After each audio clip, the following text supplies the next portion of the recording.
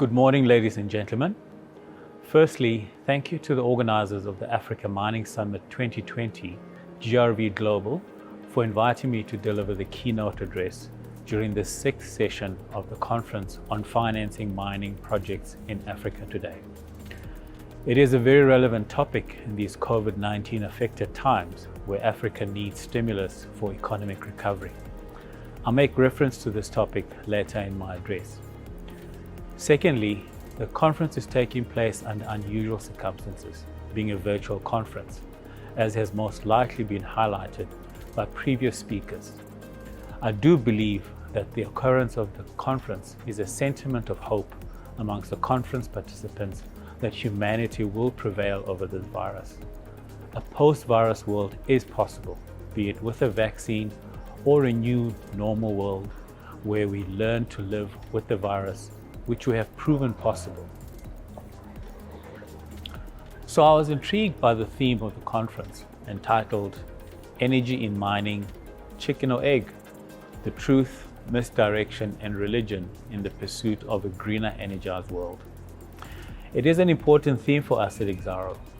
Firstly, given that our primary business is thermal coal production and supply to domestic and offshore markets.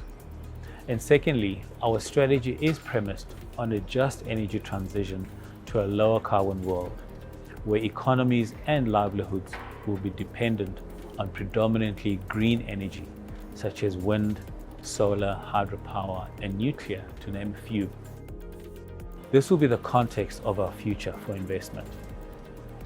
So what is a greener energized world or low carbon world?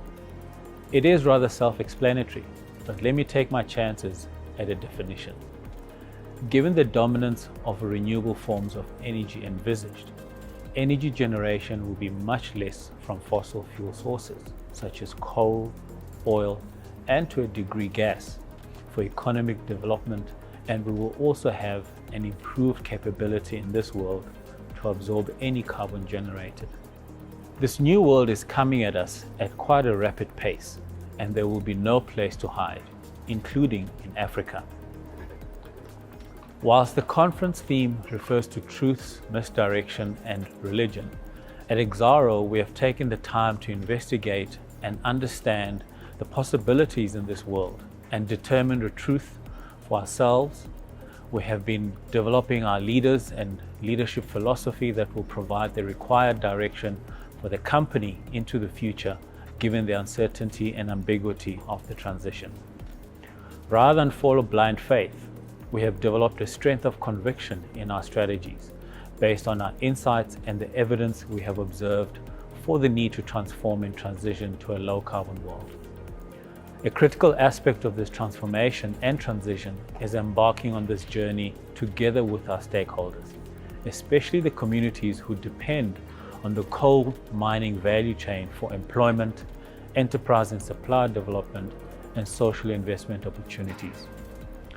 We aim to ensure that stakeholders are better off because of this transition through co-investing with like-minded partners in community benefit projects at scale for sustainability and impact.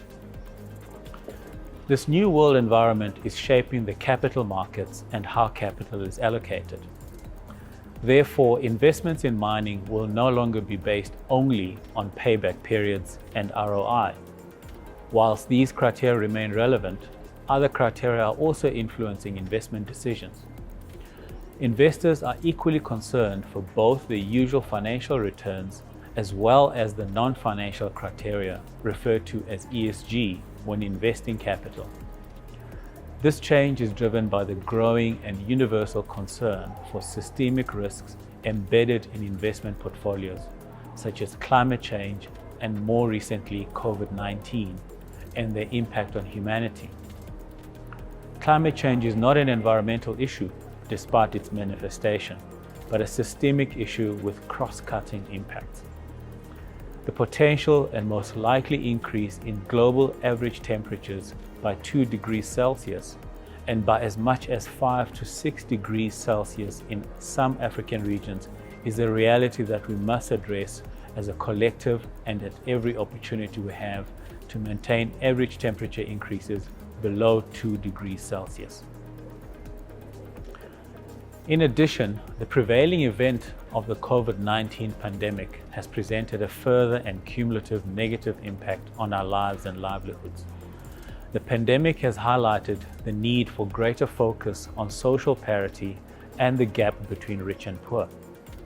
These are systemic challenges that need collective leadership with a vision for a future where all humanity will thrive, the courage to take the necessary actions to reach this future, and to harness the necessary resources and relationships to act selflessly for the benefit of community.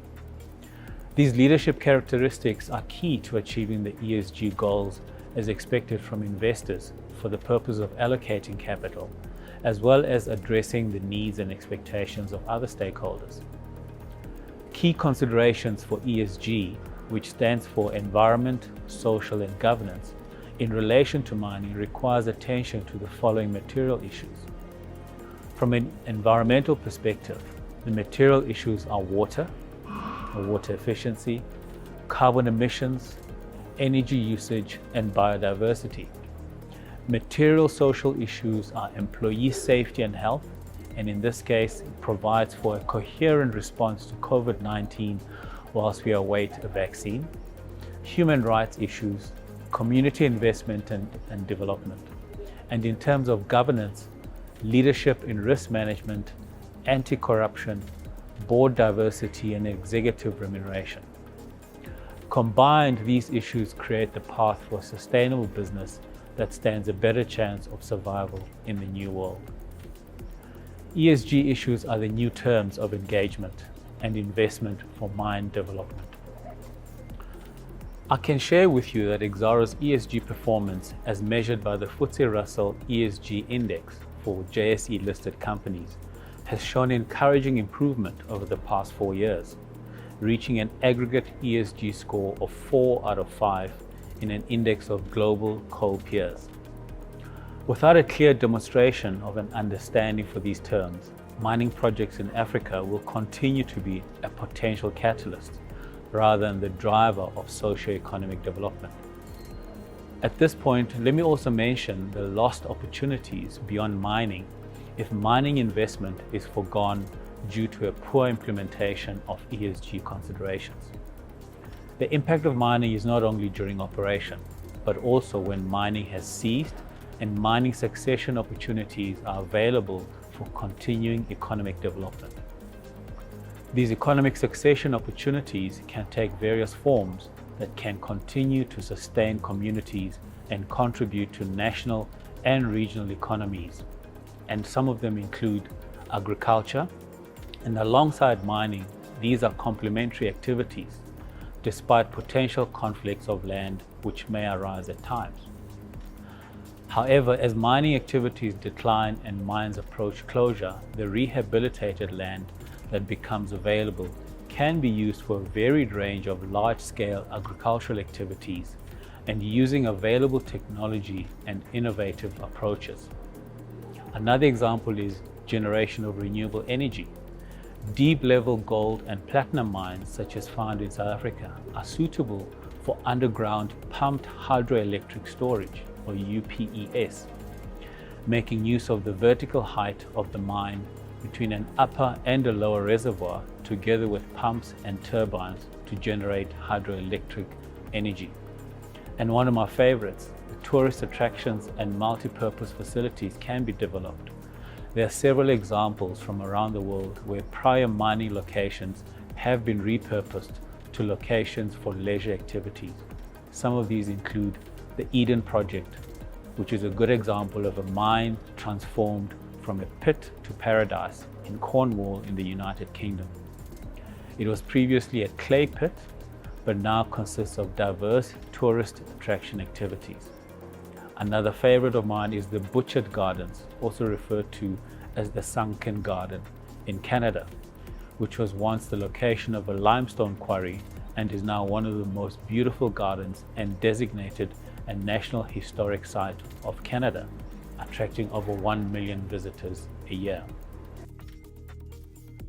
So ESG offers opportunities for innovation, both during mine development and post-mining, through economic succession planning principles incorporated into the design and investment in mining.